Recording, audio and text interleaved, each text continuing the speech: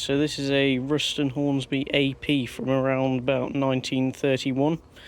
So this one here is actually 10.5 horsepower, which I believe was the largest size available. Yeah, I actually got it from a local auto jumble yesterday. Yeah, quite pleased with it. Managed to get it running earlier as well. So yeah, the starting procedure for this is relatively simple.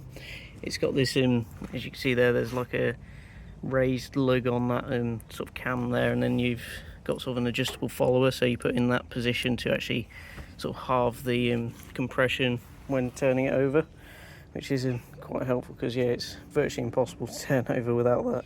Thought I'd just do a quick video just to show the actual size comparison. I mean, I've got my Ruston 10 PB next to it, which previously was the largest engine I had, 6.5 horsepower. But yeah, this one here is about 1931 or so. I haven't actually got it dated yet, but yeah, I believe that's around where it's from.